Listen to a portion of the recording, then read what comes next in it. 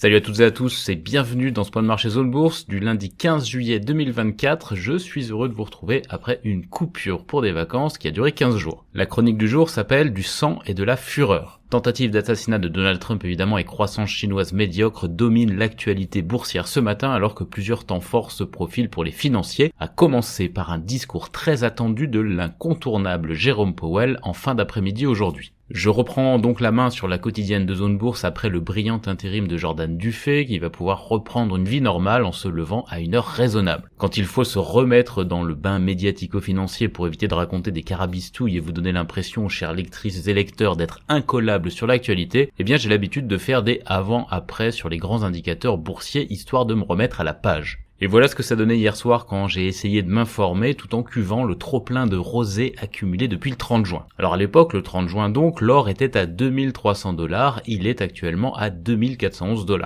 Le rendement de la dette américaine à 10 ans était à 4,33%, 15 jours après, il est à 4,18%. Du côté du S&P 500 aux États-Unis, on a gagné 2,4% dans l'intervalle, le Nasdaq 100 a progressé de 2,7% et le CAC 40 a gagné 2,6%. Le 30 juin dernier, j'ajoute que la France était plus ou moins gouvernable et que Donald Trump n'avait pas encore de piercing à l'oreille. Voilà, ça c'était pour le avant-après. Et si j'en crois ces constatations et ce que j'ai lu depuis hier soir, voici mes 3 principales conclusions. On va commencer par la France. Le marché a l'air moins effrayé par le futur exécutif français, même si le degré d'incertitude est élevé et que l'on voit mal comment le navire pourrait être barré ou mal barré pour faire un bon mot. On va quand même surveiller le marché de la dette française qui peut vriller instantanément comme cela fut le cas lors du désormais fameux moment Truss quand le Royaume-Uni s'est enlisé. Autre info capitale qui est intervenue depuis 15 jours, l'accumulation de statistiques macro médiocres aux États-Unis a renforcé l'hypothèse d'une première baisse de taux de la Fed dès la réunion du 18 septembre prochain. On est même sur une probabilité de 96% sur l'outil FedWatch du CME, c'est considérable. Du coup, la perspective d'avoir 2 baisses de taux cette année aux États-Unis a l'air assez bien ancrée. Les investisseurs américains sont donc allés goûter à nouveau au secteur maudit la semaine dernière comme les petites capitalisations, l'immobilier ou encore les valeurs industrielles, mais on note quand même qu'ils peinent à lâcher leur grosse technologique chérie. Troisième constatation, le paysage politique américain est encore plus incertain que prévu, même si la tentative d'assassinat de Donald Trump a manifestement renforcé ses chances d'être élu. En tout cas, c'est ce que disent les spécialistes. Financièrement, il n'y a pas eu de grosse explosion, on a quand même vu le dollar monter et le bitcoin progresser. L'effet sur les bons du trésor américain est un petit peu plus difficile à cerner parce que les bons du trésor sont pris en étau entre la perspective de baisse de taux et l'accroissement de la tension politique. Pour en revenir à cette semaine, la mi-juillet coïncide avec l'accélération des annonces de résultats du second trimestre. Après les déceptions sur les banques US vendredi, notamment du côté de Wells Fargo, on a encore quelques belles signatures qui sont programmées dans les jours qui viennent. Goldman Sachs et BlackRock dès aujourd'hui. On a aussi United Health, Bank of America, Morgan Stanley, la compagnie financière Richemont et Rio Tinto mardi, G&G, ASML et BHP mercredi, ou encore TSMC, Netflix et Novartis sur la séance de jeudi. L'agenda éco-hebdomadaire est lui aussi bien fourni. Discours de Jérôme Powell ce jour à 18h, donc post-clôture européenne. Vente de détail US mardi, inflation britannique mercredi et décision de la BCE sur ses taux jeudi, même s'il y a une forte probabilité pour que la BCE ne fasse rien à l'issue de sa réunion de politique monétaire du mois de juillet. Je fais un focus sur la Chine ce matin avec des statistiques et le lancement du Plénum, un sommet qui se passe tous les 5 ans et qui sert à donner de grandes orientations, notamment en matière fiscale. Et il risque de falloir des politiques incitatives puisque les derniers indicateurs sont bof-bof. Le PIB chinois n'a progressé que de 4,7% sur un an au T2, les économistes attendaient en moyenne 5,1%. La principale cause de déception, c'est la consommation toujours en Chine. L'annonce a eu lieu cette nuit. En parallèle, Pékin a annoncé que les prix immobiliers ont continué à décroître, quoiqu'à un rythme plus faible qu'avant au cours du mois de juin.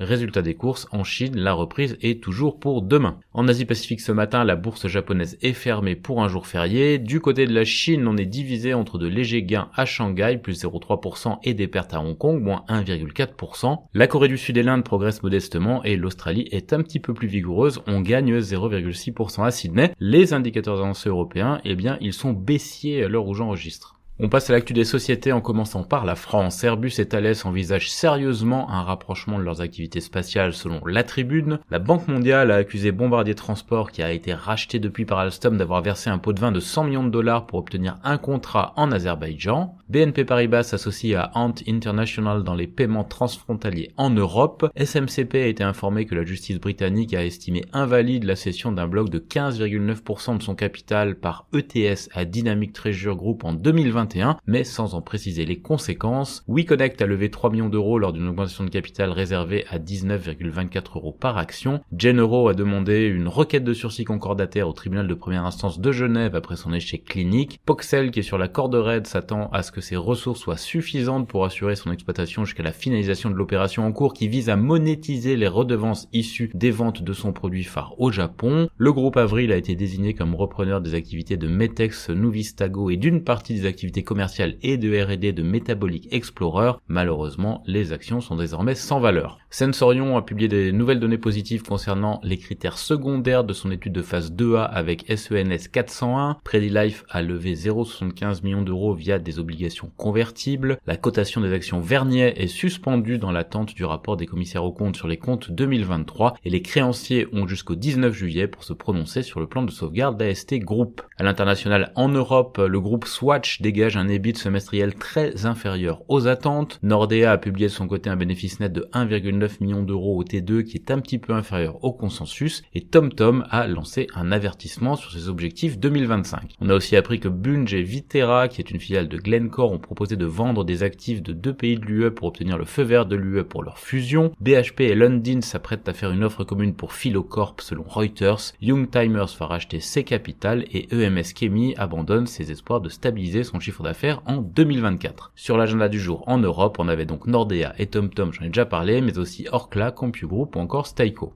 Côté continent américain, AT&T a révélé une fuite massive de données. Selon le Wall Street Journal, Google serait proche d'un rachat de la société de cybersécurité Wiz pour 23 milliards de dollars. CVC a mis en vente la plateforme de trading Oanda selon Sky News et Boeing lance le processus de certification de son 777-9 aux États-Unis. Enfin, VinFast a réduit ses objectifs de livraison 2024 de 20%. Côté agenda des publis, j'en ai déjà parlé, on a Goldman Sachs et BlackRock. On termine avec l'Asie où HCL Technologies en Inde a rassuré sur ses perspectives de croissance. On a une seule société d'importance sur l'agenda des publis du jour, c'est Jio Financial. Voilà, c'est terminé pour ce point de marché, le premier de la semaine. Je vous souhaite à toutes et à tous une très bonne journée.